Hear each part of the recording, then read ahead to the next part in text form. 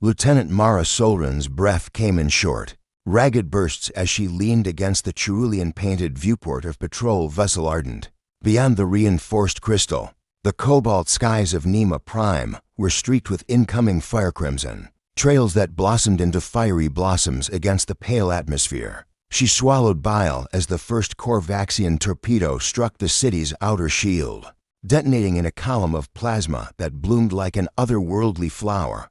Below, the domed spires of the city gleaming testament to colonial ambition shuddered. Under the shockwave, Mara watched as a second wave of missiles arced downward, their engines glowing sickly green. With a curt motion, she tapped her comm unit. All stations, sound condition red. Shields to full power. Evasive pattern Delta 3 execute now. A cacophony of alarms filled the bridge. The Ardent lurched, its graviton drives humming as it phased sideways, evading one torpedo, only to veer into the path of a second. Lieutenant Kai Witters at the weapons console groaned as his display flickered. Deflectors at 70%, Lieutenant falling fast. Mara's knuckles whitened. Divert auxiliary power to the shields. Ragged suppressors to intercept and neutralize incoming warheads. She tore her gaze from the viewport, scanning. The tactical redouts, 3 dreadnoughts at high orbit, each the size of a small moon. Their hulls bristling with void lances and grav plasm guns.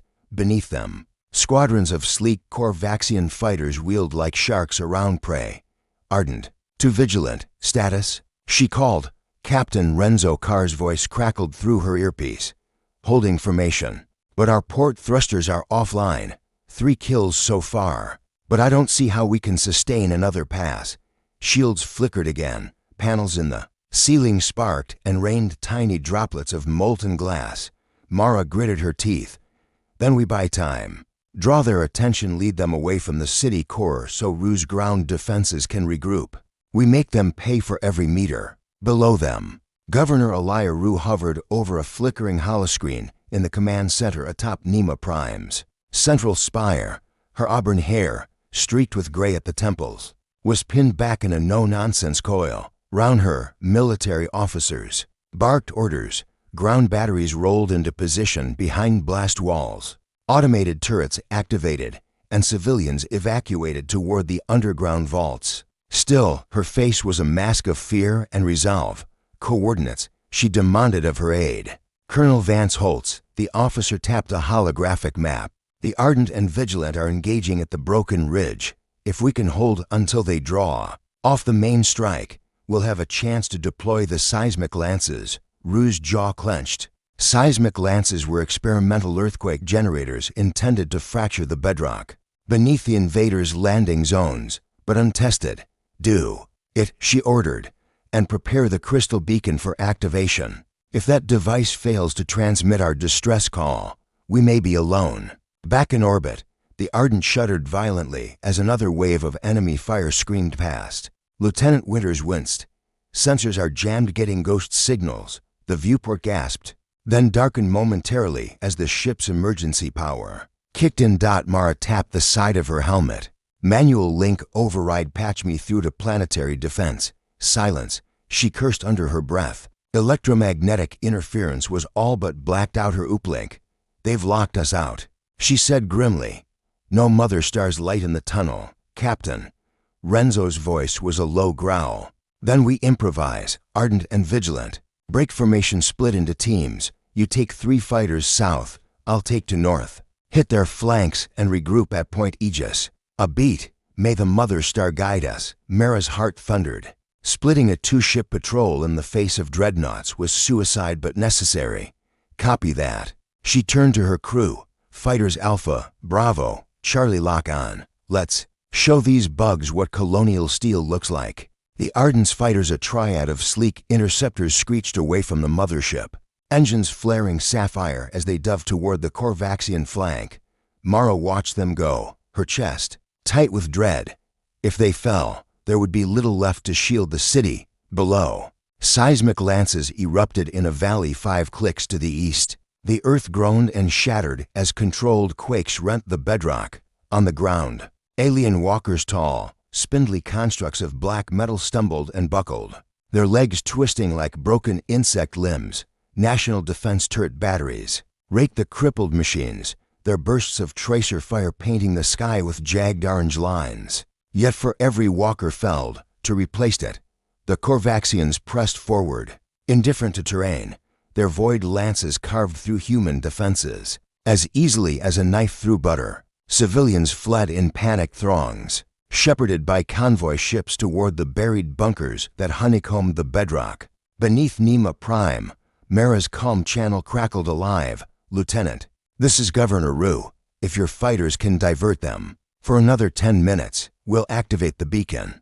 It will broadcast on every available frequency. Earth will hear us." Her voice quavered. "Please do not fail. I'll do my best, Governor." Mara swallowed the lump in her throat. She keyed a transmission to her pilots. "Alpha, Bravo, Charlie, this is Solran. Maintain high-speed harassment runs. Don't engage capital ships. Keep their fighters off our backs. If we lose one, don't stop, keep moving." Fragmented starships and fighter wings littered the view. Mara's heart squeezed as the Ardent itself tremored from another near miss. She planted her feet and pressed her palms on the console. Every instinct screamed to fall back. Every duty demanded she hold the line. Smoke curled across the hull plating as the dreadnought Lamentong unleashed a chain of grav plasma bolts. The volley struck the valley floor, first ground charges detonating in miniature cataclysms, then arced upward, a second volley catching Mara's fighters in mid-turn. On her display, 2 of 3 interceptors exploded in a flash of white light. Only Alpha remained, shivering through automated evasive maneuvers. "Alpha down." The pilot's voice whispered through the static. "Crash imminent.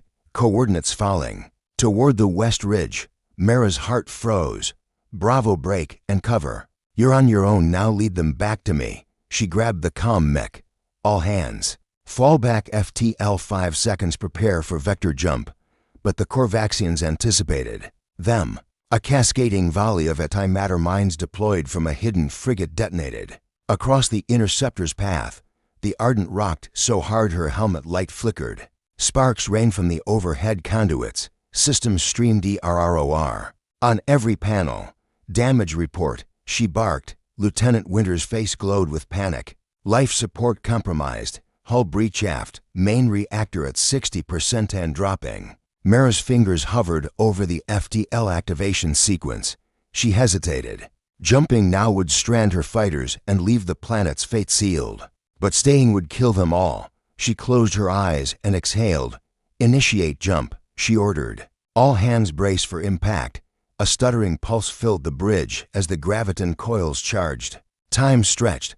Mara's mind flashed to her family. Back on Earth, her sister's laugh. Her mother's smile. A voice echoed in her head. "Courage under fire." The Ardent shuddered violently as it slammed through the warp threshold.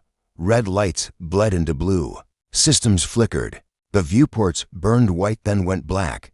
When the stars snapped back into focus, the bridge was eerily quiet. The comms crackled with static. No urgent calls, no frantic alarms. Mara swallowed. She opened her eyes. Outside, the expanse of space stretched calm and silent. She tapped the comm.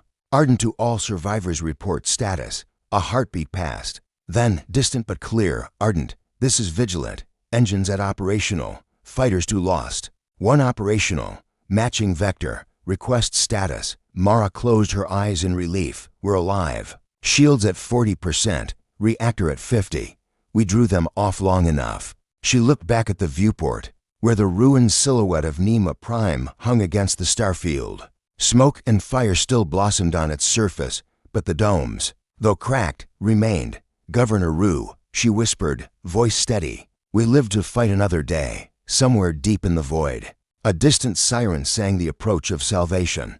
But Mara knew the night was far from over. The darkness had come for Nema Prime, and its defenders were battered, frightened, but unbroken. Hope, she realized, was the galaxy's most precious resource, and they had drawn their last reserves. She straightened, squared her shoulders, and tapped the navigation console. Plot course back toward the planet. They would take the fight back to the invaders no matter the cost, because if they did not, there would be nothing left worth saving. And so, into the darkness, Mara Solran steered.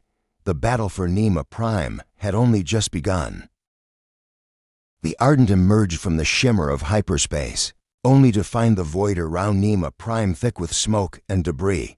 All around, flaming hulks of shattered fighters drooled trails of vapor, drifting like wounded birds through the silent expanse. Lieutenant Mara Solren's chest tightened as she surveyed the battered remains of her squadron. 2 fighters lost, 1 gravely damaged, and the Ardent itself limping on emergency power, yet all vital systems still clung to life. "Status report," Mara commanded, voice low but steady. Lieutenant Kai Witter's fingers danced across the flickering consoles.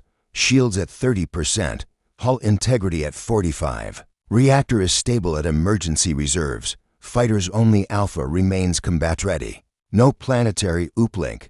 Comms still jammed.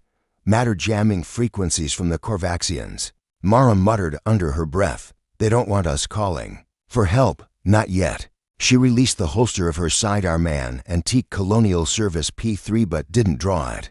There was no hand-to-hand battle here, only wills of metal and energy. "Captain Carr," she called, patching to the Vigilant. "What's your status?" A second of static. Then Renzo Carr's gravely voice, "We got hit worse than you. Our starboard wing reactor is offline. We're drifting at sublight no jump. We see your vector. We're trailing by 2 minutes. Recommend you proceed alone." Mara closed her eyes. To go alone meant almost certain death, yet time was slipping through their fingers like fine sand. Ground batteries would collapse without sustained air cover. Nema Prime's ground forces depended on their diversion as much as the Dome City depended on the deflector shields overhead. "Negative," she replied firmly. "We go together. Plot a rendezvous 5,000 clicks out. We'll link up, then make our move." A hiss of surprise flickered through the comm. "Understood," Carr said. "But if we don't make it, take my compliments to the Admiral," he added, voice rough. "You're the hardest charging pilot in this quadrant." Mara allowed herself a brief smile. "I'll do my best to make sure you live to collect." Then she cut the link. "All hands engage sublight. Rendezvous with Vigilant." As the Ardent throttled toward the meeting point, Mara reviewed the situation. The Korvaxian dreadnoughts had pulled back to high orbit, using gravity distorters to stay out of range of ground-to-orbit artillery. They were coalescing for a second strike one that would crush Nema Prime's defenders before they could activate the crystal beacon. If Earth didn't intervene in the next hour, the planet would fall. She gazed at the rotating planet below, its azure oceans veined with molten rivers and pocked continents under siege, even from above. The scale of destruction was horrifying. Scorched craters where once stood forests, swirling storm clouds tinted red by fallout. She thought of Governor Rue, orchestrating that last desperate plan with seismic lances and untested quake generators.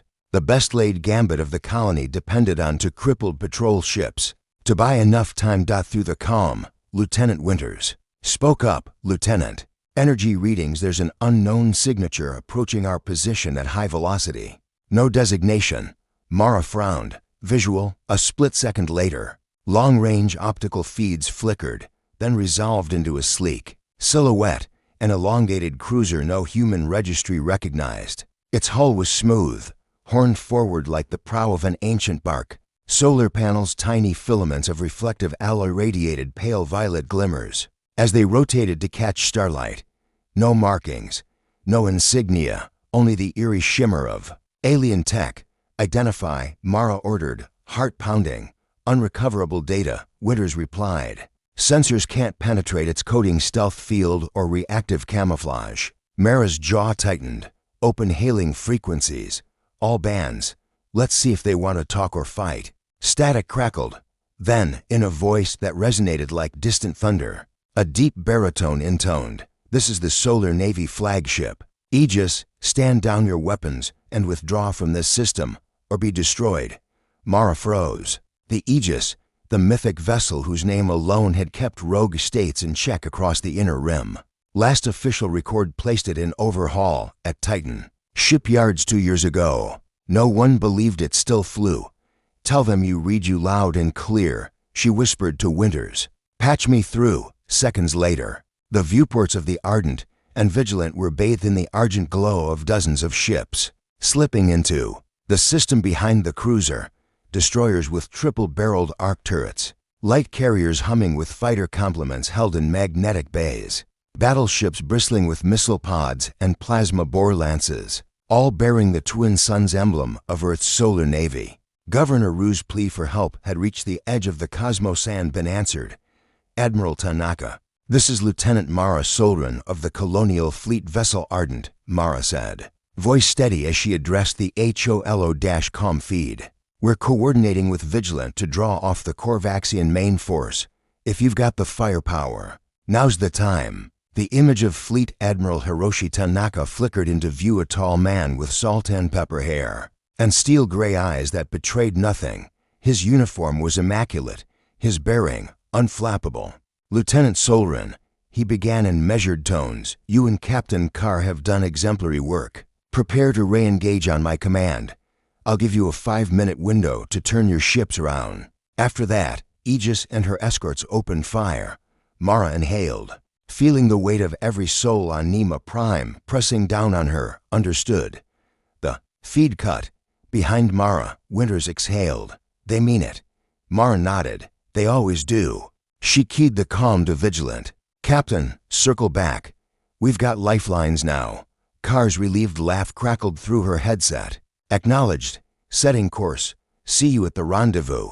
As the two ships maneuvered, the Aegis loomed larger in the viewport, a cathedral of titanium and glass, its prow etched with ancient glyphs. Mara's breath caught when the flagship's graviton projector burst to life, sending ripples through space that warped the very stars. Then, a beacon of pulsing white like the signal from the crystal beacon, a Nema Prime snapped through the jamming field. Across the entire solar navy fleet, sensors locked onto the planet, confirming its defenders' dire plight. Admiral Tanaka's voice came over the channel. "Clear the planet's surface. All non-combatants out of the target zone. Vanguard Squadron, lead the assault. Drake Wing, prepare orbital bombardment." Mara steadied herself. "Ardent to Vigilant on my mark. Break formation and follow Valkyria 1. We hit their flank." As they close on the city, Carr responded crisply. "Let's show 'em what we're made of." A moment of calm fell as the combined fleets aligned. Then, with the roar of reawakened engines, they surged forward. The Ardent and Vigilant dove low toward the Korvaxian flank, escorting the first wave of Valkyria-class fighters, sleek Delta Wing interceptors crackling with solar-pumped pulse cannons. Mara's fists clenched around the rails. "Remember, unit strike fast, then fall back under the Navy's umbrella. Protect the shields, protect the city, and above all, survive." Lieutenant Winters grinned, white-knuckled excitement in his eyes. "Wouldn't have it any other way, Lieutenant." Behind them, the Solar Navy's warships unleashed a symphony of destruction. Ion torpedoes cut arcs of blue-white fire. Graviton mines bloomed into miniature black holes that sucked in enemy destroyers by the dozen. Pulsed lances sliced through Korvaxian armor plating like ceremonial blades through silk. From the depths of her hull, Mara heard the hum and thunder of a rescue long dreamed, but seldom glimpsed Earth's might. Finally carried to the brink of the outer colonies, she set her jaw and leaned forward, gaze locked on the next conflict node. The final gambit had begun. Whether it succeeded or failed would decide the fate of Nema Prime, and stand as the defining moment of Mara Solran's life. She could not fail. Not now. Not ever. The vacuum beyond Nema Prime crackled with the resonance of war. Against the shattered backdrop of the planet's battered atmosphere, the combined solar colonial armada advanced like a living storm. Captain Renzo Carr on Vigilant and Lieutenant Mara Solran on Ardent led the vanguard, their battered vessels flanking the mighty Aegis and its escort fleet. Ahead, the Korvaxian dreadnought Lamentong hung like a malignant moon, its launch bays disgorging swarms of tri-wing fighters that flickered in and out of sensor range. Mara's fist tightened on the console. "Valkyria 1's fighters are engaging their squadrons," she reported. Across her display, streaks of pulsing light darted between ships, weaving intricate patterns of dogfights. "They've broken through. Excellent." Admiral Tanaka's voice rumbled through the comlink. On the Aegis band, "Now for the heavy artillery. Drake Wing, commence orbital bombardment on the northern landing fields. Vanguard Squadron, concentrate on the dreadnought's sensor rays." A chorus of acknowledgments filled the overloaded speakers. Far below, synchronized grav plasma barrages erupted from the Solar Navy's gunships, carving scarred trenches. Into the conquered valleys, alien ground columns, once advancing with inhuman precision, stalled and splintered under the relentless rain of fire. Mara spun the Ardent in a barrel roll to evade a cluster of incoming void lances. She recognized the telltale emerald flare of their focused beams. Evasive delta roll now. She barked, and the ship twisted in three-dimensional space.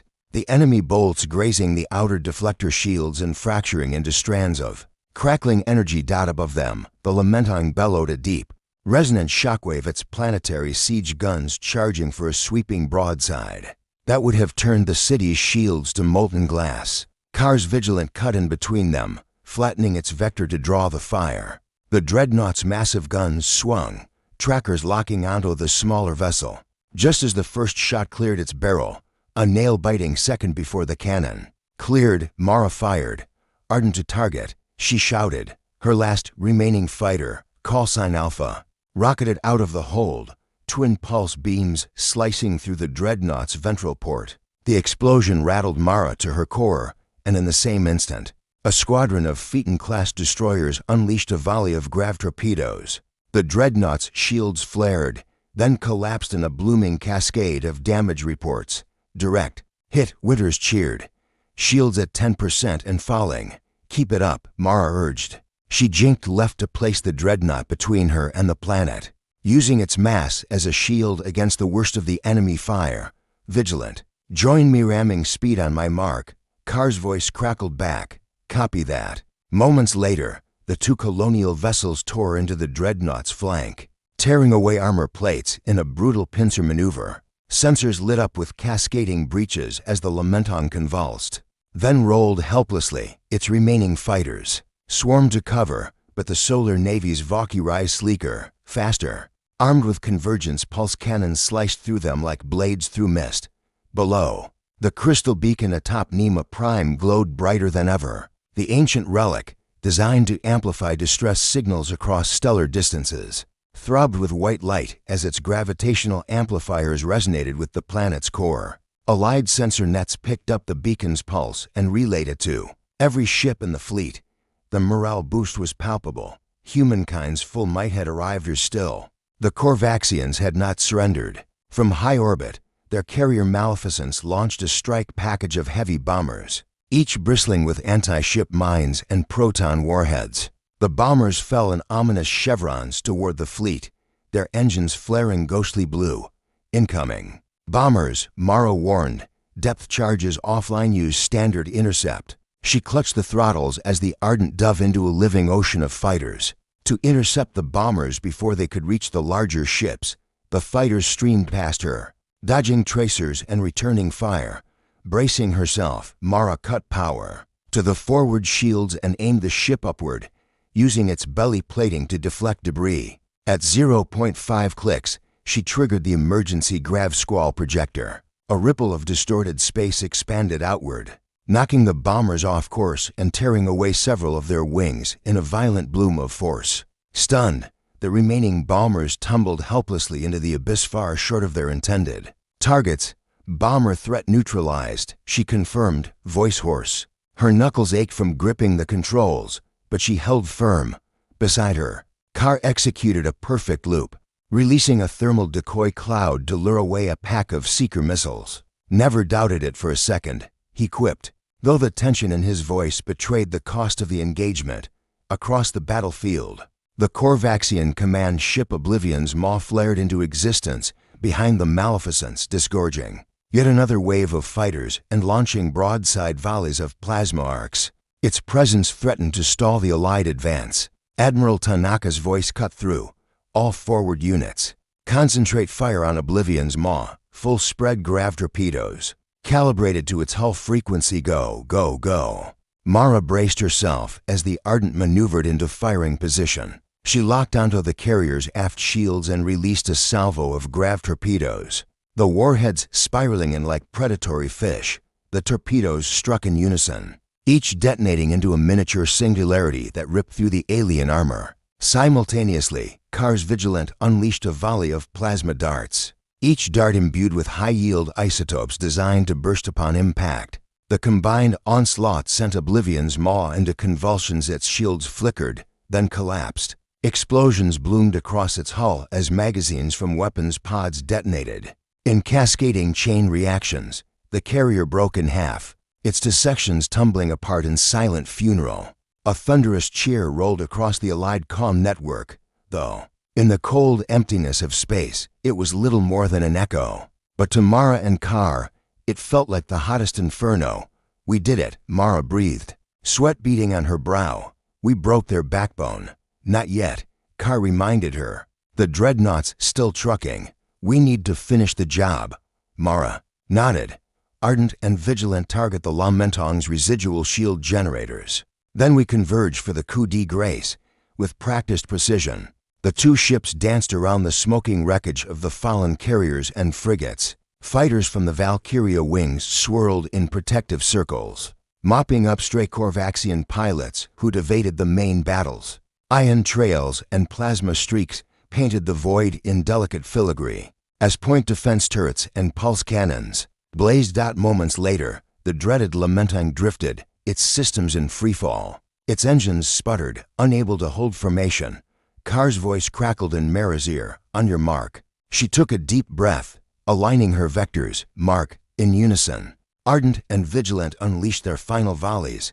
A glittering storm of plasma bolts and grav torpedoes overwhelmed the dreadnought, shredding its armored layers until only a skeletal frame remained. With a final roar of rupturing fusion conduits, it tore itself apart in a blossoming ring of debris.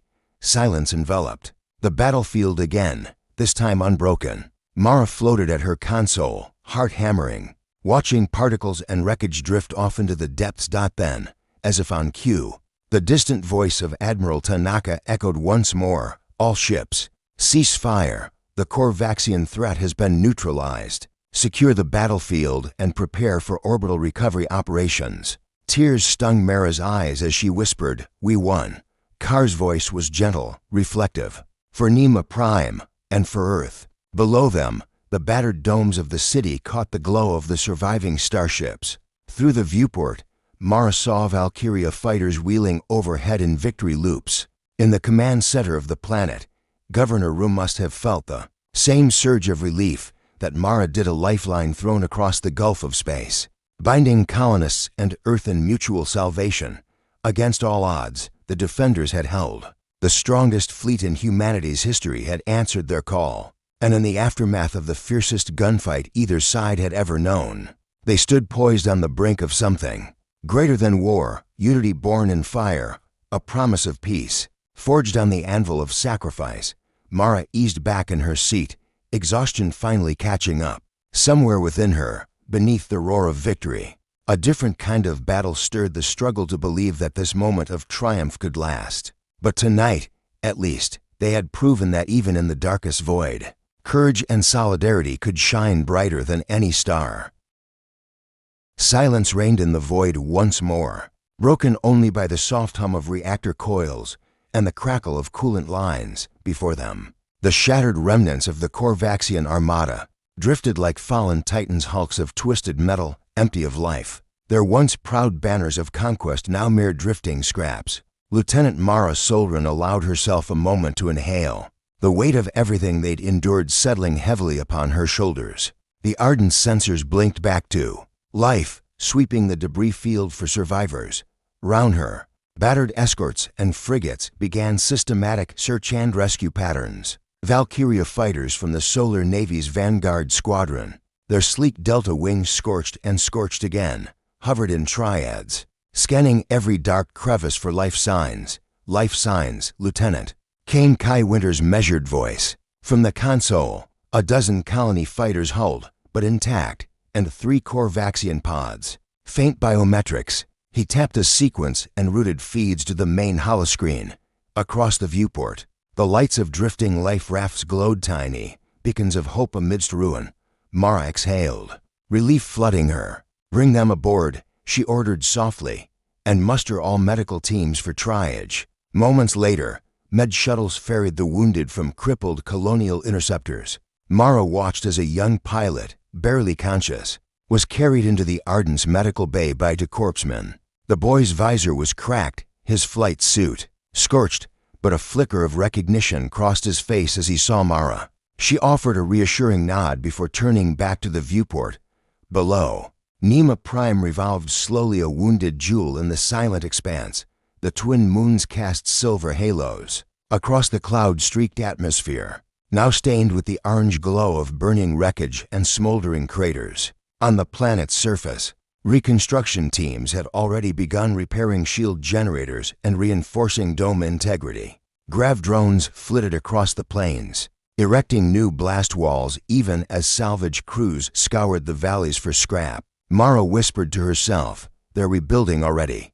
Governor Ruiz sent us coordinates for checkpoint Stella 5. Captain Carr's voice came through the comm. "We're to escort the evacuation convoys out of the strike zone and ensure the beacon's uplink remains stable." Mara nodded, tapping her chest strap mic. "Understood. I'll meet you there." She flicked off the link and turned to Winters. "Prep for sublight approach. We rendezvous with Vigilant, then sweep the Exodus corridor." As the Ardent trailed the Vigilant toward the planet, Mara allowed herself to remember how it had started.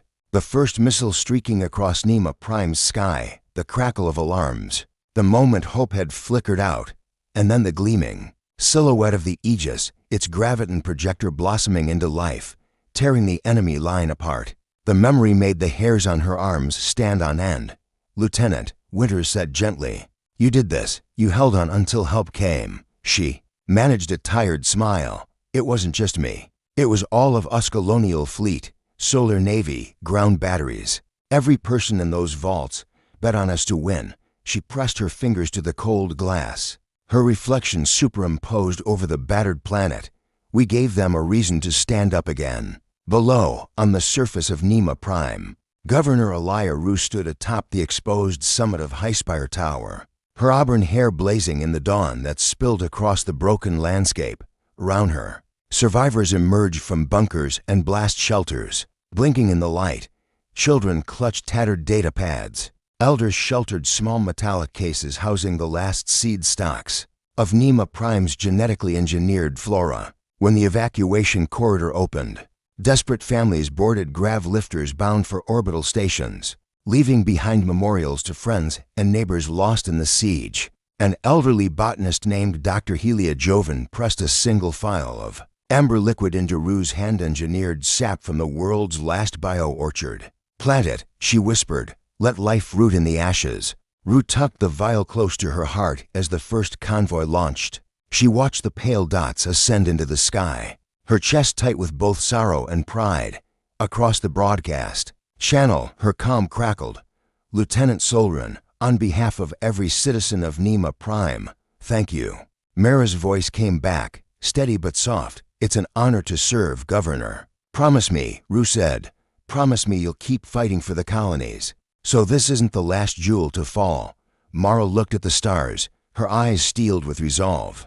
"I promise." 2 hours later, as the last evac shuttle slipped through the planet's upper atmosphere, the Ardent and Vigilant forged a wedge between orbital debris and residual Corvaxian pods. Mara maneuvered her ship in a slow, deliberate arc, scanning for signs of rogue mines or drifting torpedoes that could jeopardize the escape corridor. "Clear ahead," Winters reported. "No contacts other than derelict drones." Mara relaxed, the tension in her shoulders. "Let's give them a clean path," she signaled to Vigilant, and together they began clearing the corridor. Grav torpedoes detonated softly against abandoned enemy pods. Beam lasers carved safe lanes through tumbling wreckage. At their backs, the Solar Navy formed a protective screen, destroyers and cruisers arrayed in shepherding formation, their turrets trained on the void. Over comm, Admiral Tanaka's voice resonated once more. "Excellent work, Ardent and Vigilant. I'll take it from here. Return to jump vector for debrief." Mara inclined her head, even though he couldn't see it. Acknowledged. As the two colonial ships peeled off toward the waiting jump gate, Mara allowed herself to take a deep, shuddering breath. Every system aboard the Ardent still ached from battle. Every crew member carried the scars of trauma, but they were alive, and that was everything. Within the cramped briefing room of the Aegis, Admiral Tanaka waited alongside Captain Carr and other officers from the Colonial Council. Holographic displays showed the stabilization of Nima Prime's orbit, the evacuation progress, and the recovery of vital resources. Mara stood tall before them, fatigue etched into her posture. Tanaka's gray eyes softened. "Lieutenant Solren, on behalf of Earth and all its colonies, I commend you and your crew for your valor. You will receive the Solar Cross for Gallantry Hour. Highest honor." A ripple of applause filled the room. Mara's cheeks warmed as she accepted the crisp medal, its golden rays capturing every shard of light in the chamber. She glanced at Carr, whose own medal hung proudly on his chest. He gave her a thumbs up, an unspoken bond of shared sacrifice. But there was work still to do. Tanaka's expression grew solemn.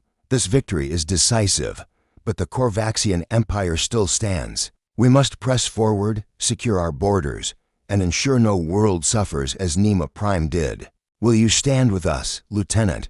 Mara met his gaze without hesitation. "Always." Back on Nima Prime weeks later, the first seedlings pushed through soil tilled by human and alien machines alike. Towering wrecks of Korvaxian walkers had been repurposed into art installations monuments. To the folly of conquest, children chased one another through field corridors, laughter rising above the hum of repair drones. In Highspire Tower's newly christened Victory Plaza, Governor Rue broke ground on the Mother Star Memorial, a spiraling obelisk crowned with the amber sap Dr. Joven had entrusted her. Mara watched from the dais, uniform fresh but boots still, scuffed from the campaign. As the first stone was laid, a hush fell. Then, beneath twin moons rising once more over fields reborn, the plaza erupted in cheers. Mara closed her eyes, letting the triumphant sound fill her soul. They had believed no help would come. Yet here stood the strongest fleet in Earth's history, and a colony reminded that when the darkness gathers, unity and courage can kindle a dawn radiant enough to reshape worlds. And so, as the obelisk's amber sap glowed in the moonlight, Lieutenant Mara Solren felt hope surge anew, an unbreakable light to guide humanity's journey among the stars.